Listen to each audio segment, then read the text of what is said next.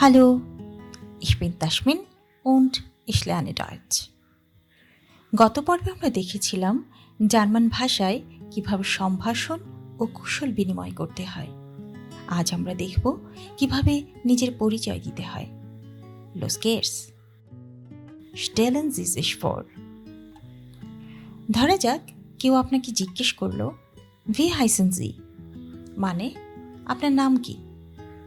বলে রাখা ভালো, আপনার নাম কি বাক্যটি Wie heißen Sie এর আক্ষরিক অনুবাদ নয়।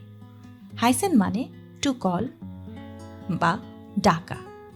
সো Wie heißen Sie মানে হলো আপনাকে কি বলে ডাকা হয়, যার ভাবানুবাদ দাঁড়ায় আপনার নাম কি। এই প্রশ্নের উত্তরে আমি বললাম Ich heiße তাসমিন। আমি আমার নাম বললাম, আপনি আপনার নাম বলবেন। Noch einmal.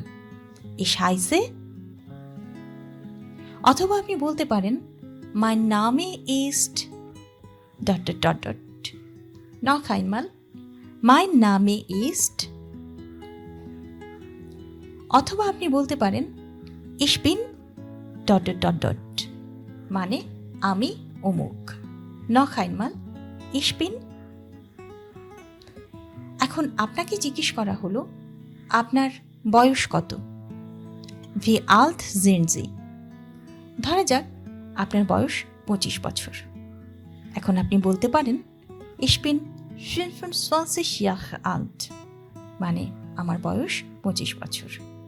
Ich bin 25 Jahre alt. Noch einmal. Ich bin ... Jahre alt. পরবর্তী ক্লাসটি থাকবে জার্মান সংখ্যা কিভাবে উচ্চারণ করতে হয় তার উপর। পরবর্তী পর্বটি দেখলেই বুঝে যাবেন আপনার বয়সের জায়গায় কি বলতে হবে। আপনাকে জিজ্ঞেস করা হলো Woher kommen Sie? মানে আপনি কোথা থেকে এসেছেন। Woher kommen Sie? আপনি বলবেন Ich komme aus Bangladesh. Noch einmal. Ich komme aus Bangladesh. এখানে বাংলাদেশের স্পেলিং জার্মান নিয়ম অনুসারে দেওয়া হয়েছে। আপনাকে প্রশ্ন করা হলো Wo wohnen Sie? মানে আপনি কোথায় বাস করেন। আপনি আগেরবার বলেছেন আপনি বাংলাদেশে থাকেন। এখন আপনি দেশের কোথায় থাকেন সেই নির্দিষ্ট জায়গার নাম বলতে পারেন। সো আপনি বলবেন Ich wohne in ঢাকা। আমি আমার বসবাসের শহরের নাম বলেছি, আপনি আপনার বসবাসের শহরের নাম বলবেন। Noch einmal. Ich wohne in। যদি জানতে চাওয়া হয় Was machen Sie von Beruf? মানে কাজের জায়গা থেকে আপনি কি করছেন, অর্থাৎ আপনার প্রফেশন জানতে চাওয়া হচ্ছে। Was machen Sie von Beruf? আপনি বলতে পারেন Ich bin Student। যেহেতু আপনি ডয়েচ শিখছেন তাই আপনিও নিজেকে স্টুডেন্ট হিসেবে পরিচয় দিতে পারেন। ছেলে হলে বলতে হবে Ich bin Student এবং মেয়ে হলে বলতে হবে Ich bin Studentin। এর বাইরে আপনি আপনার প্রফেশনের নাম বলতে পারেন। ডেসক্রিপশনে বিভিন্ন প্রফেশনের নাম সম্বলিত একটি তালিকা যোগ করা হয়েছে, সেখান থেকে দেখে নেবেন জার্মানি আপনার প্রফেশনকে কী বলা হয়।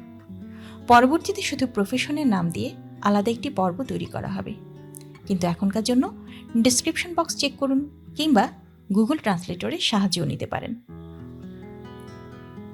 আপনাকে জিজ্ঞেস করা হলো Welche Sprachen sprechen Sie? মানে আপনি কোন কোন ভাষায় কথা বলেন। আমাদের মাতৃভাষা বাংলা এবং আমরা প্রায় সবাই অন্তত দ্বাদশ শ্রেণী পর্যন্ত ইংরেজি শিখেছি, তাই আমরা বলতে পারি Ich spreche Bangla und English। English বলা যাবে না, আমরা জানি ইংরেজি ই হলো জার্মানে এ, সো উচ্চারণটা হবে ইংলিশ। রিডিং রুলসের ভিডিও ইতোমধ্যে দেওয়া হয়েছে, পর্বগুলো দেখে নিলে উচ্চারণ নিয়ে আপনার কনফিউশন কমবে। যেহেতু আপনি ডয়েচ শিখছেন, সঙ্গে যোগ করতে পারেন Ich lerne Deutsch, মানে আমি ডয়েচ শিখছি। Ich lerne Deutsch। পুরো কথাটি আবার বলি। Noch einmal. Ich spreche Bangla und English. Ich lerne Deutsch. এখন আপনাকে জিজ্ঞেস করা হলো Was ist Ihr Hobby? মানে আপনার শখ কি? Was ist Ihr Hobby? আপনি বলতে পারেন Ich höre gerne Musik. মানে আমি মিউজিক শুনতে পছন্দ করি। Ich höre gerne Musik. অথবা বলতে পারেন Ich lese gerne Buch. আমি বই পড়তে পছন্দ করি। অথবা আপনি হয়তো কিছু খেলতে পছন্দ করেন, ধরা যাক ফুটবল কিংবা দাবা। আপনি বলতে পারেন Ich spiele gerne Fußball অথবা Ich spiele gerne Schach. শাখ মানে দাবা। এভাবে আপনি আপনার শখের কথা বলতে পারেন। এখন চলুন সব কিছু একসাথে বলার চেষ্টা করি। Ich bin ... অথবা Ich heiße ... Mein Name ist ... Ich bin ... Jahre alt. Ich komme aus Bangladesh. Ich wohne in ... Ich bin Student. Ich spreche Bangla und Englisch.